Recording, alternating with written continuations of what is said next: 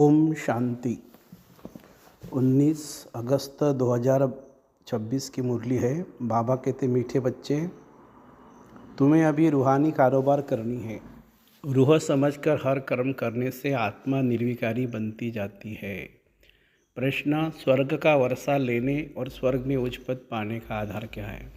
उत्तर, ब्रह्मा कुमार कुमारी बने तो स्वर्ग का वर्षा मिल जाएगा, परंतु उच्च पद का आधार है पढ़ाई। अगर बाप का बनकर अच्छी रीति पढ़ाई पढ़ते रहे, पूरा पवित्र बने तो राजाई पद मिलता है।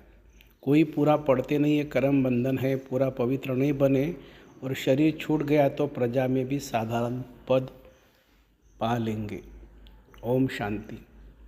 रूहानी बच्चों को रूहानी बाप समझा रहे हैं या रूहानी कारोबार है? बाकी सारी दुनिया में जिस्मानी कारोबार है। वास्तव में कारोबार चलती है रूहों की। आत्मा इस शरीर द्वारा पढ़ती है, चलती है, विकर्म करती है, इसलिए पतित आत्मा पाप आत्मा कहा जाता है। आत्मा ही सब कुछ करती है। इस समय सब मनुष्य देह अभिमानी है। मैं आत्मा हूँ समझने बदले समझते मैं फलाना हूँ, यह व्यापार करता हूँ, ये फलाने कामी क्रोधी है, शरीर का ही नाम लेते हैं। इसको कहा जाता है देह अभिमान। दुनिया उतरती कला की दुनिया। सतयुग में ऐसे नहीं होता है। वहाँ देही अभिमानी होते हैं। तुमको देही अभिमानी बनाया जाता है। अपने को आत्मा निश्चय करो। मैं आत्मा ये शरीर रूपी चोला धारण कर पाड़ बजाती हूँ। वह एक्टर्स भी भिन्न भिन्न कपड़ा बदली कर पाड़ बजाते हैं। बाप कहते हैं तुम आत्माएं पहले शांति धाम में थी, तुम्हारा घर है शांति धाम। जैसे वह हद का नाटक होता है, यह फिर है बेहद का नाटक। सभी आत्माएं परम धाम से आकर शरीर धारण कर पाड़ बजाती हैं। आत्माओं का असूल घर है परम धाम। उन एक्टर्स का तो घर यहाँ ही होता है, सिर्फ ड्रेस बदली कर आकर पाड़ बजाते हैं। तो बाप बैठ समझाते हैं तुम आत्माएं हो। बाप तो बच्चे बच्चे ही कहेंगे, सन्यासी बच्चे बच्चे नहीं कहेंगे। बाप कहते हैं मैं पतित पावन तुम सभी आत्माओं का बाप हूँ। जिसको तुम गॉड फादर कहते हो, गॉड फादर तो निराकार है। ब्रह्मा विष्णु शंकर को भी गॉड फादर नहीं कहेंगे, उनमें भी आत्मा है, परंतु उनको कहते हैं ब्रह्मा देवताय नमः, विष्णु देवताय नमः। देवता क्या करते हैं ये किसी को पता नहीं है। बाप ही आकर समझाते हैं तुम कैसे ड्रामा प्लान अनुसार पाड़ बजाते हो। दुनिया एक ही है, ऐसे नहीं कोई नीचे पाताल व ऊपर में दुनिया है। दुनिया एक ही हो है जिसका चक्र फिरता रहता है। लोग तो कह देते मून में प्लाट लेंगे। बाप समझाते हैं बच्चे कितने इंसॉल्वेंट बन पड़े हैं। भारतवासियों के लिए भी कहते हैं तुम कितने साहूकार समझदार थे। इन लक्ष्मी नारायण का सारे विश्व पर राज्य था, जिसको कोई लूट न सके। वहाँ कोई पार्टीशन आदि नहीं होती है। यहाँ तो कितनी पार्टीशन है, आपस में टुकड़े टुकड़े पर लड़ते रहते हैं। तुम सारे विश्व के मालिक थे। सारा आकाश, पृथ्वी, समुद्र सब तुम्हारा था, तुम उनके मालिक थे। अब तो टुकड़े टुकड़े हो गए हैं, ये किसी को पता नहीं है। भारत ही विश्व का मालिक था। बाप समझाते आत्मा को जो पाठ मिला हुआ है वह कभी घिसता नहीं है, चलता ही रहता है। अभी तुम फिर से मनुष्य से देवता बन रहे हो, फिर 84 जन्म लेंगे। तुम्हारा पाठ चलता ही रहता है, कभी बंद नहीं होता है। कोई मोक्ष आदि पाते नहीं। जितने अनेक गुरु अनेक शास्त्र, उतनी अनेक मतें होती जाती है। मनुष्यों में कितना अशांति है, जहाँ भी जाओ कहेंगे मन को शांति कैसे मिले। यह देह अभिमान में आकर कहते बाप समझाते हैं मन और बुद्धि यह है आत्मा के ऑर्गन्स, बाकी यह सब शरीर की इंद्रियां हैं। आत्मा कहती है मेरे मन को शांति कैसे मिले। वास्तव में यह कहना गलत है। तुम आत्मा हो, तुम्हारा स्वधर्म ही शांत है। तुम ऐसे कहो मुझे आत्मा को शांति कैसे मिलेगी, इसमें कर्म तो करना ही है। यह बातें बाप ही बैठ समझाते हैं। दुनिया में यह ज्ञान किसी को नहीं है। वहाँ तो भक्ति मार्ग, उनको ज्ञान का पता नहीं है, तो ज्ञान तो एक बाप ही देते हैं। बाप खुद कहते हैं मैं कलब के संगम युग पर आता हूँ। कलयुग के अंत में सभी पतित हैं। यह है ही रावण का राज्य। रावण को जलाते हैं भारतवासी ही। बाप पतित पावन का जन्म भी यहाँ है, तो रावण का जन्म भी यहाँ है। रावण जो सबको पतित बनाती, इसलिए उनको जलाते हैं। ये बातें किसी की बुद्धि में नहीं है। भारत में श्री कृष्ण जयंती मनाते हैं। श्री कृष्ण की लीला भी लीला भजन आदि करते हैं। अब बाप कहते हैं वास्तव में श्री कृष्ण लीला कुछ है ही नहीं। श्री कृष्ण ने क्या किया? कहते हैं कंसपुरी में जन्म लिया। अब कंस तो डेविल को कहा जाता है। सतयुग में डेविल कहाँ से आए?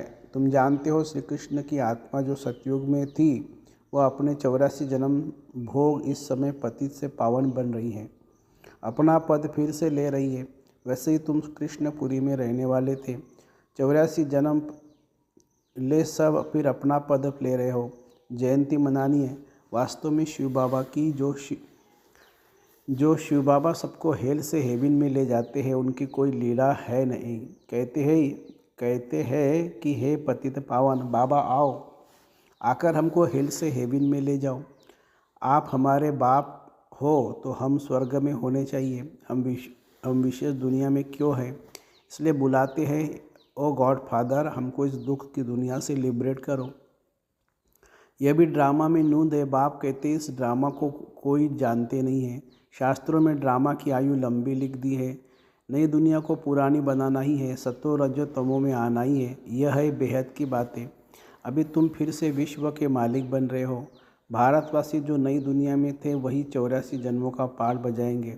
अभी तुम पवित्र बनते हो, बाकी सब मनुष्य पतित है। तब तो पावन के आगे जाकर नमन करते हैं। पावन को पावन नमन क्यों करेंगे? सन्यासी पावन है तब तो पतित मनुष्य उनके आगे माथा झुकाते हैं। कन्या पवित्र है तो सब उनके आगे सिर झुकाते हैं। वही कन्या शादी कर ससुर घर जाएगी तो माथा टेकना पड़ता है। अभी बेहद का बाप आए हैं सबको पावन बनाने। वह सब है कलयुग में। तुम हो अभी संगम पर। अब तुमको पतित दुनिया में नहीं जाना है। यह है ही कल्याणकारी युग। बाप आकर सबका कल्याण करते हैं। तुम अभी श्री कृष्ण जयंती मनाएंगे, नहीं तो लोग समझेंगे यह तो नास्तिक है। नास्तिक वास्तव में उनको कहा जाता है जो अपने बाप को और रचना के आदि मध्य अंत को नहीं जानते हैं। इस समय सब निधन के अर्पण बन पड़े हैं। घर घर में झगड़ा है, एक दो को मारने में देरी नहीं करती, इसलिए इसको नास्तिकों की दुनिया कहा जाता है। बाप को न जानने वाले तुम हो, बाप को न जानने वाले तुम हो जानने वाले। अभी तुम समझते हो कि हम पत्थर बुद्धि थे, बाप हमको पारस बुद्धि बना रहे हैं। और कोई तकलीफ़ की बात नहीं है। बाप सिर्फ कहते 1 घंटा पढ़ो, अपने को आत्मा समझ मुझ बाप को याद करो। शरीर को याद करेंगे तो लौकिक संबंधों की याद आएगी, देही मानी रहेंगे तो मुझ बाप की याद रहेंगी। यह तो है ही विशेष दुनिया। विशेष सागर में गोते खाते रहते हैं, विष्णु को क्षीर सागर में दिखाते हैं। कहते हैं वहाँ घी की नदियाँ बहती हैं, यहाँ तो घासलेट भी नहीं मिलता है। फ़र्क है ना? तो तुम बच्चों को कितनी खुशी होनी चाहिए। बाप है खिवैया ना, तो गाते भी है नैया मेरी पार लगाओ।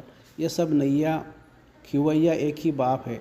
ये शरीर यहाँ ही छोड़ देंगे, बाकी आत्माओं को पार ले जाएंगे शांति धाम, वहाँ से फिर भेज देंगे सुख धाम। परमपिता परमात्मा को खिवैया कहा जाता है, फिर भेज देंगे सुखधाम। परमपिता परमात्मा को खिवैया कहा जाता है। बाप की महिमा गाते हैं अनेक प्रकार से। अभी तुम पवित्र बन पवित्र दुनिया के मालिक बनते हो। श्री श्री शिव बाबा आए हैं श्रेष्ठ बनाने। खुद भगवान कहती है भ्रष्टाचारी दुनिया है। अभी तुम परमपिता परमात्मा की श्रीमत पर चल श्रेष्ठाचारी बनते हो। कितनी यह गुप्त रमणीक बातें हैं जो तुम बच्चों को ही समझ में आती हैं, औरों को समझ में आएंगी ही कि नहीं। तुम जानते हो कि अभी देवी देवता धर्म का कलम लग रहा है। जो देवी देवता धर्म वाले और धर्मों में चले गए हैं वही आकर फिर ब्राह्मण बनेंगे।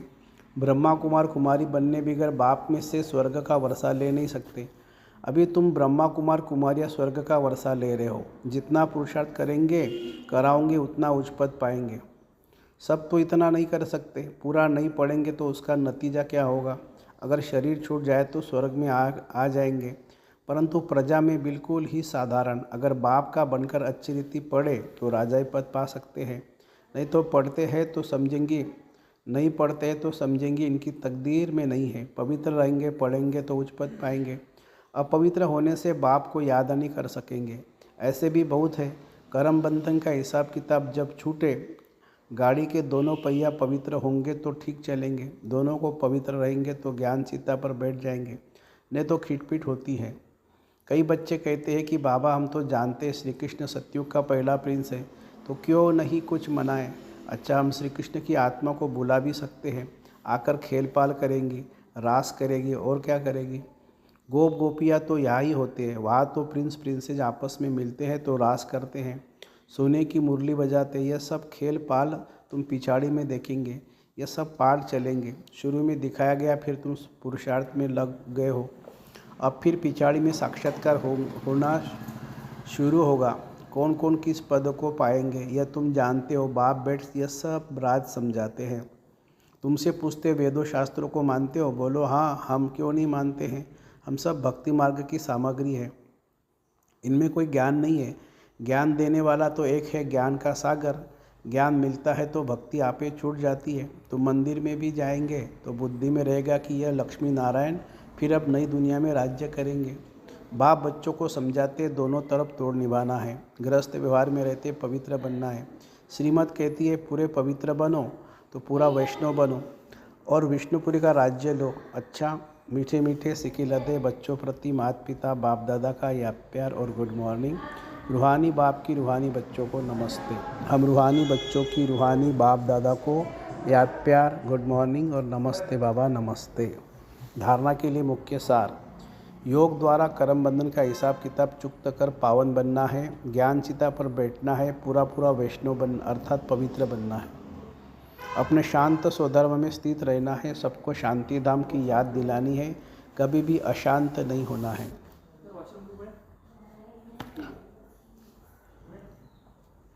आवाज़ से परे की स्थिति में स्थित हो, सर्व गुणों का अनुभव करने वाले मास्टर बीज रूप भव। जैसे बीज में सारा वृक्ष समाया हुआ है, ऐसे ही आवाज़ से परे की स्थिति में संगम युग के सर्व विशेष गुण अनुभव में आते हैं। मास्टर बीज रूप बनना अर्थात सिर्फ शांति नहीं, लेकिन शांति के साथ ज्ञान, अतीन्द्रिय सुख, प्रेम, आनंद, शक्ति आदि आदि सर्व मुख्य गुणों का अनुभव करना।